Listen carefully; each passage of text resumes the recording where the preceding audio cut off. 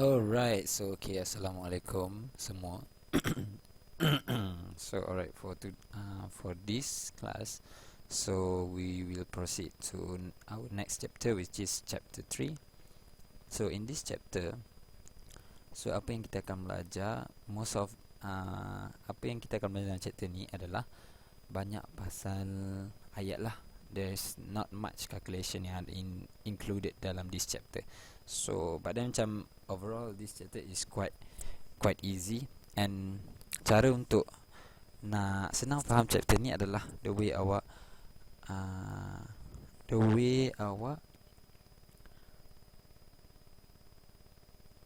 fahamkan the actual meaning, and then awak apply untuk macam mana awak nak fahamkan konsep dia. So alright. So first things first, let's start with the first subtopic, which is statements. So suka saya ingatkan awak tahu dulu apa benda yang awak akan belajar. So this topic is actually logical reasoning. So logical reasoning is based on apa ayat yang awak akan describekan. So alright. So let's know first the meaning of the statement. So dalam statements, awak kena tahu maksud statement, maksud dia, meaning, and also determine the truth value of the statement. So determine the truth value of the statement ni apa maksud dia? Which is awak tahu sama ada dia ayat kan, bila kita sembang kita akan tahu macam ayat tu true atau false. So okay, awak nak tahu ayat orang sembang tu, dia mungkin bagi tahu satu ayat. So satu ayat tu boleh jadi betul atau salah. So right, there are two types of statement. Statement ni boleh jadi statement ataupun bukan statement. So apa maksud statement ni? So maksud statement ni adalah benda yang boleh, value dia boleh ditentukan. Contoh, and of course bila statement ni awak ada dua statement lah, which is satu statement yang betul, satu lagi statement yang salah. There is true statement and there is also a false statement. So alright. So next, apa yang kita nak kena tahu bila dekat true statement, apa itu true statement? Okay, contoh pertama, there are 7 days in a week. So betul lah kan, 7 hari seminggu. This is true. So a cone is not a polygon. So cone dalam bentuk 3D, betul tak? Cone ni dalam bentuk 3D kan, cone macam ni. So polygon ni adalah yang tu segitiga, segi 4. So tak sama lah kan, cone ni adalah yang ini. So cone adalah bukan ini. So this is also true. So 6 darab, okay, next one is contoh kalau nombor 6 tambah 4 adalah 10, disamakan dengan 5 darab 2. So also betul lah kan. So 10 sama dengan 10. So this is also true statement. So macam mana pula kalau false statement? Benda yang salah lah. Macam let's say first one is all apples are green. So tak kan, mana ada, tak semua apple hijau, betul tak? All apple, dia cakap all. So all apples are green. Kalau dia cakap some apples are green, itu baru betul. Sebab all apples are green ni salah, sebab ada juga apple yang warna merah kan. So bila tepi pasar tu nampak apple yang warna merah, right? Alright, so next is contoh statement yang salah adalah a sphere has a vertices. So sphere kan, sphere macam ni. So here, so then dia macam bentuk bumi lah. So bentuk bumi ada vertices ke, ada bucu ke? Vertices is bucu. Kat sini nampak ke bucu-bucu? Mana ada bucu kan? So sphere kan bulat. So it is wrong. So then last one, kalau nombor negatif 3 is greater than 0, betul ke? Kalau yang nombor yang lebih besar daripada kosong, mestilah start daripada 1. So negative 3 is also wrong. So from here, dia nak tengok awak tahu identify true statement dengan false statement saja. So okay, so dalam statement dia boleh jadi dua. Satu adalah statement and not a statement. So apa maksud not a statement ni? So kita tahu yang statement ni adalah value that can be determined. So not a statement benda yang bukan statement adalah benda yang value dia kita tak boleh tentukan. We cannot determine the value. Tak boleh ditentukan.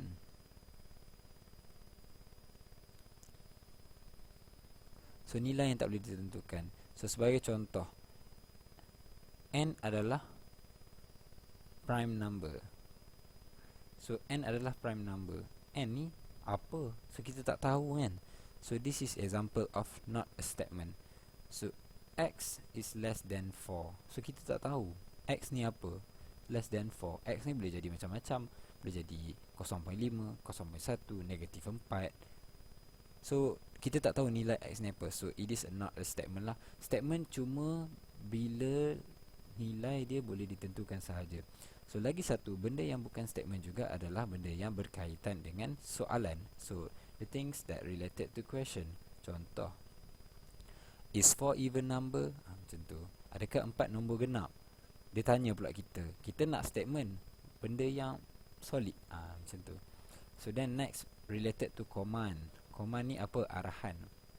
Command is arahan. So then last one is related to exclamation. So these 5 lah actually. So 1, 2, 3, 4, 5 adalah not a statement. Jangan confuse macam jangan ingat ini adalah contoh dia, ini tak. So this is all included. So benda yang ada tanda soal, yang ada tanda seru, yang macam memuji ni, ini bukan statement. This is not a statement sebab kita tak tahu value dia. So alright, so overall kat sini awak dah tahu apa itu statement. Dan bila awak dah tahu statement tu apa, statement adalah dia terbahagi kepada dua, iaitu statement yang betul, pernyataan yang betul dan pernyataan yang salah. So the basic concept is already there.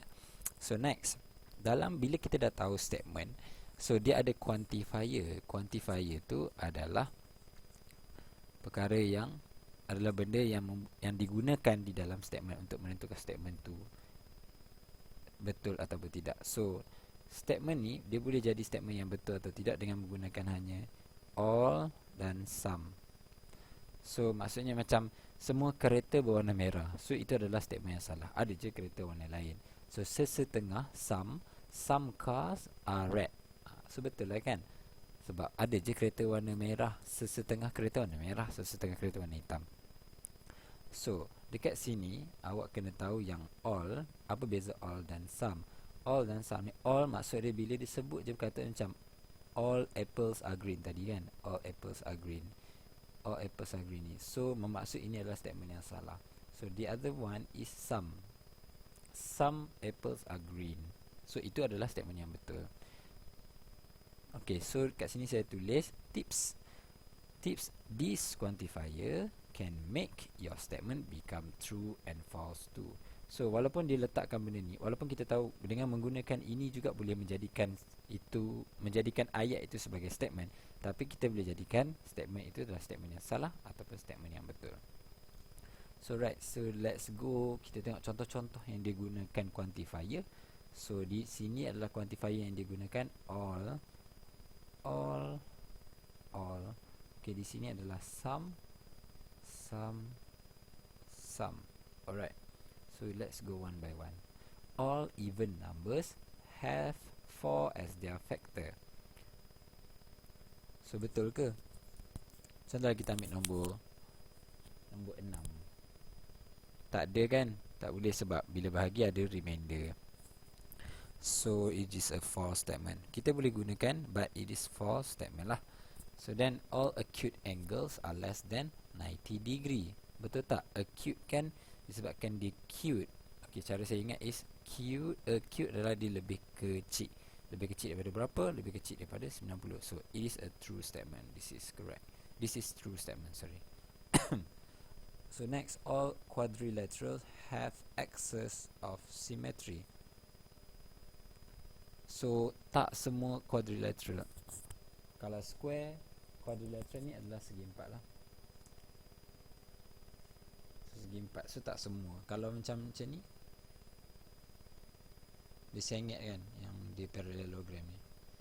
So tak semestinya ini sama dengan ini. Inilah axis of symmetry. So it is a, dia cakap all kan. So it is a false statement. Tak semua. So some odd numbers are divisible by 3. Some, sesetengah odd number divisible by 3. So contoh dekat sini 7 dengan 9. 7 and 9. So 7 and 9. 7 adalah odd number kan, 9 also odd number. So 9 boleh bagi yang 3, tapi 7 tak boleh. So therefore dia guna sum dekat sini. So it is a true statement.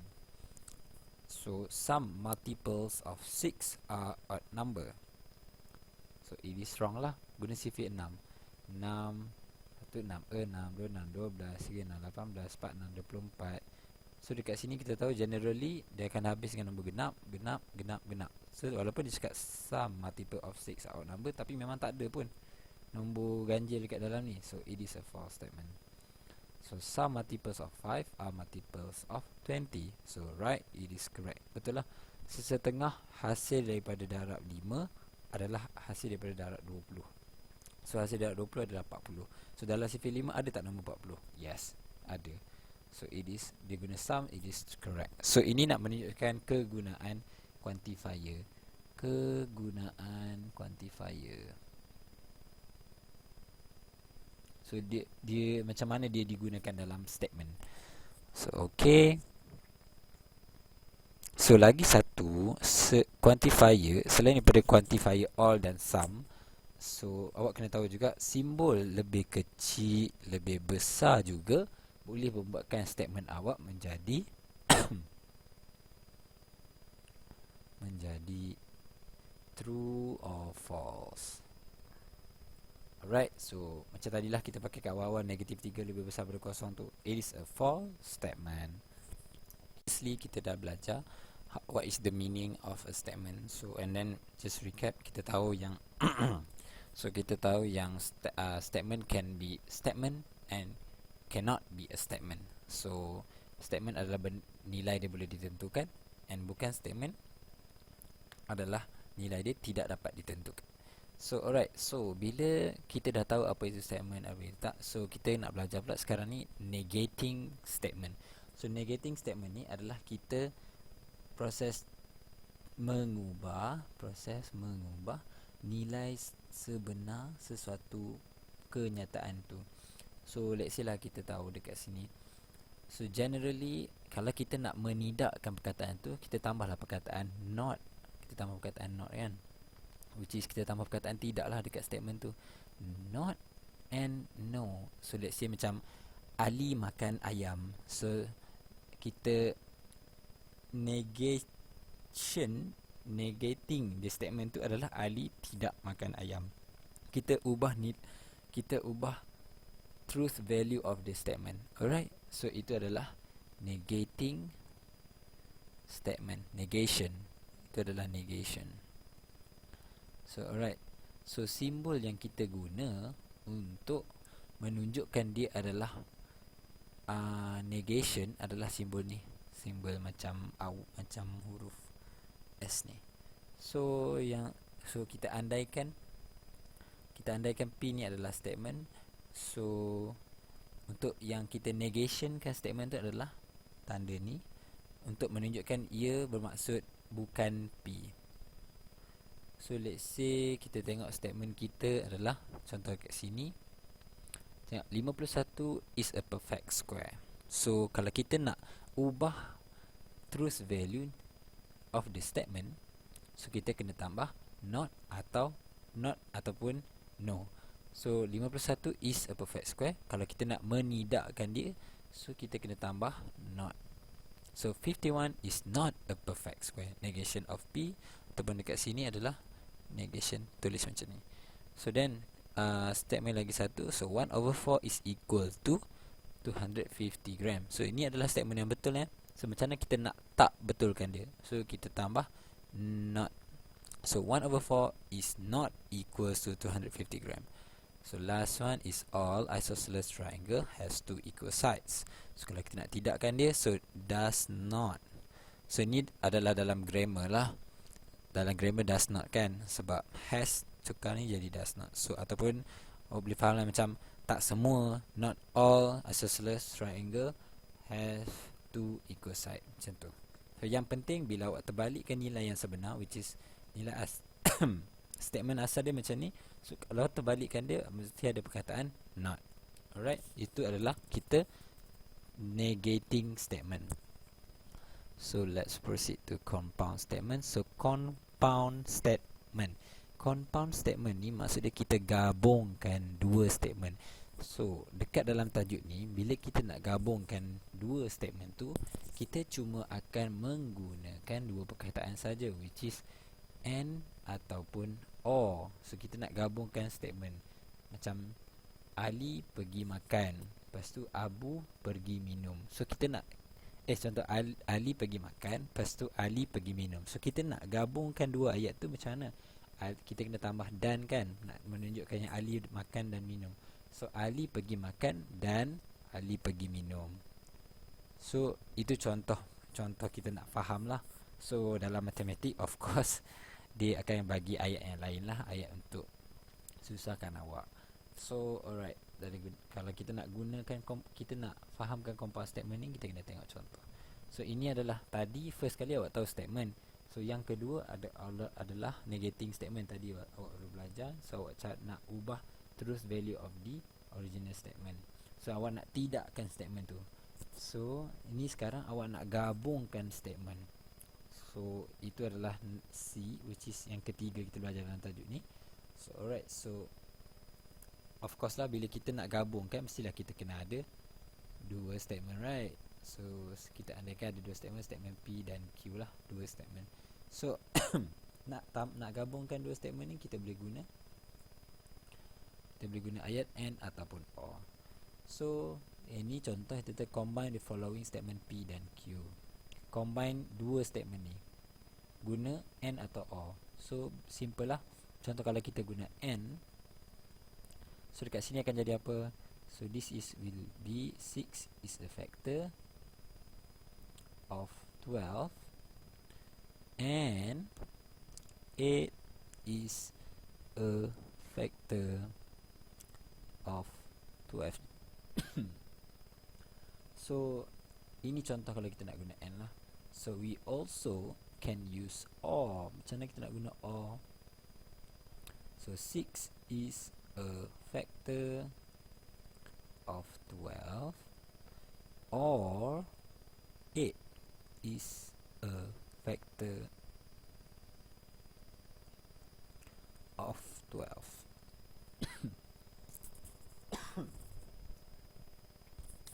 So okay, so itu cara nak gunakan and atau or. So kalau ini pula sama aja. So a cone has two flat faces and a cone ni tak ada e has one curved face. So lagi satu, kalau nak guna or, a cone has two flat faces or a cone has one flat faces. Boleh je awak tulis macam macam ni kan, 6 and 8 ni kan. So 6 and 8 is a factor of 12. Boleh juga macam tu, tak ada masalah. Benda yang sama awak boleh sekalikan terus. Tapi dengan syarat awak tahulah, bila awak nak pisahkan dia, 6 awak kena gabungkan balik lah. Macam 6 is a factor of 12, 8 is a factor of 12. Alright. Last class kita stop dekat at this phase. So right, the next kita continue. So okay, bila kita gabungkan dua statement, sekarang awal-awal kita belajar yang statement tu ada betul dan salah. So final truth value of statement tu mesti betul dan salah. So sekarang ni bila awak guna awak nak gabungkan dua statement, awak kena gunakan and atau or. So dia selepas digabungkan, dia akan menghasilkan satu jawapan yang baru lah.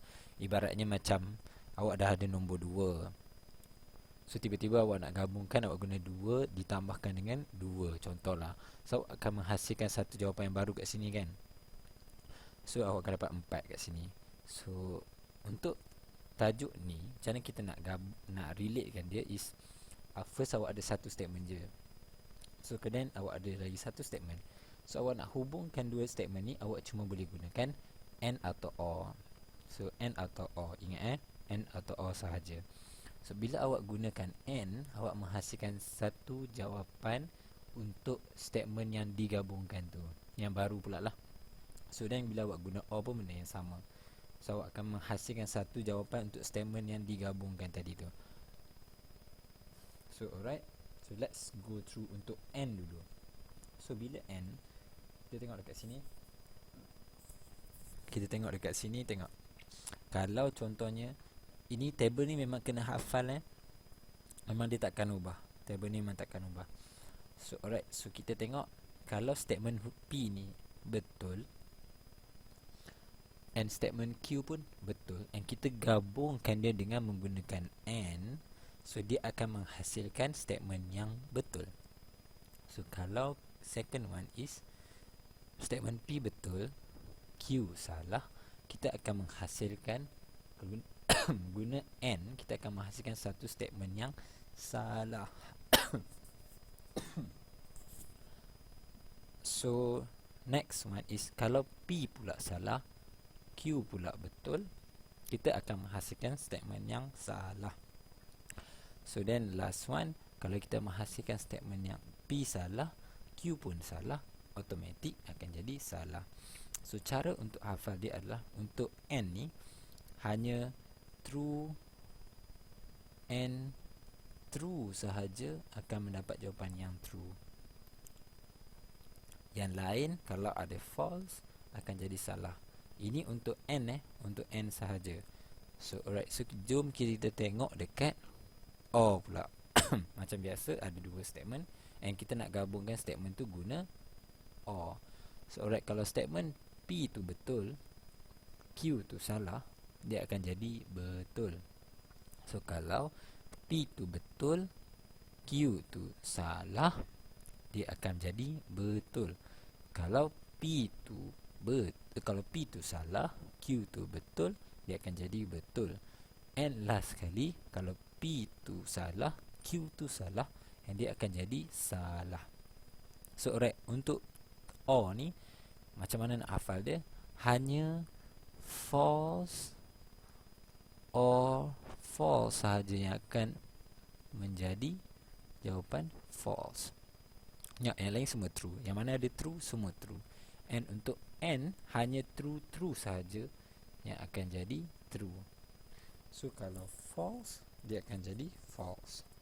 Alright, so ingat yang tu. Yang ini awak boleh salin, and which is awak kena tahulah bila nak guna dia. Bila ada statement, and awak kena tahu cara nak guna dia. So let's try tengok satu example dulu. Okay, contoh dia cakap determine the truth value of following statement. So dia nak truth value which is true or false. Alright, so kita tengok dekat sini dua statement tau. Dua statement kat sini. So dia gabungkan guna apa? Dia guna and. Dia guna and kat sini. Okay, kita tahu dia guna and. So kita nak tahu statement apa dia. Ni, so sebelum dan selepas and tu lah akan menjadi statement. So let's consider this is P and this is Q. Alright, so kita tengok yang P ni betul, statement dia betul atau tak. Kita tengok yang Q pun dia betul atau tak. So is for T. So alright, kan kita dah tahu 40 is a multiple of 5 is true, and then 42 is divisible by 3 also true. Okay, kita tengok ini true, ini true. Kita guna apa? Kita guna and. So bila kita guna and, tengok dekat sini. True, true. So jawapan akhir kita, what is our truth value? Is equals to true statement. Right? So let's take a look for another one. So kita tengok dekat sini dia guna apa pula? So dia guna or. Alamak, ping sama pula. Kita tengok dekat, kita pakai inilah. So kita tengok dia guna apa? Or. So dekat or ni pun tengok sebelum dia dan selepas dia. Alright, 57 is a prime number. So kena tahu what is your basic knowledge of prime number. So is 57 is prime number? So 57 is not a prime number. So kita kena tahu knowledge dalam prime number. So adakah 57 is prime number? So ini adalah bukan. It is not a prime number. So okay, next kita tengok pula x dalam kurungan x plus 3 is quadratic equation. So dalam quadratic dia kena apa? Kuasa 2. So apa yang nak dikuasakan 2? Dia punya unknown. So kita tahu yang x plus 3 yang kita kena kembangkan dia. So x square plus 3x. Oh, ada tak x square? So ada. So this is true. So this is true. Lepas tu kita tengok balik, kita guna apa tadi? Kita guna or kat sini kan. So or false or true. Kita tengok dekat kotak or, kita tengok false or true, dia duduk kat mana? Alamak. So dia duduk dekat sini. So jawapan akhir kita is true.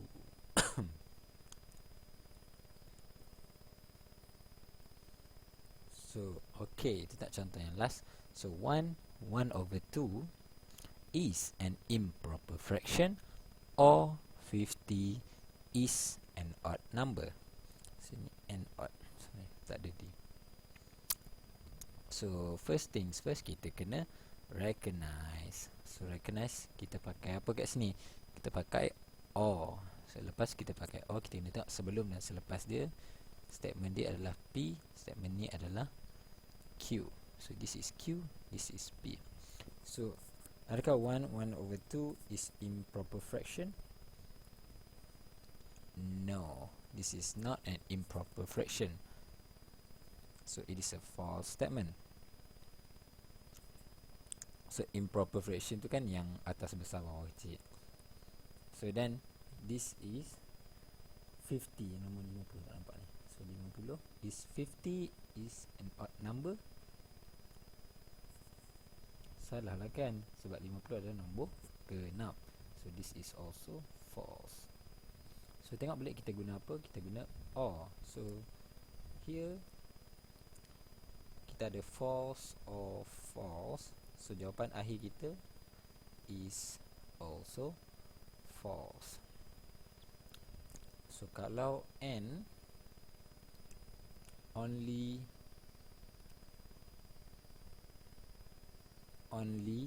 true sahaja, only true is true. Kalau or only false sahaja yang false. Okay, so itu cara saya ingat. Okay.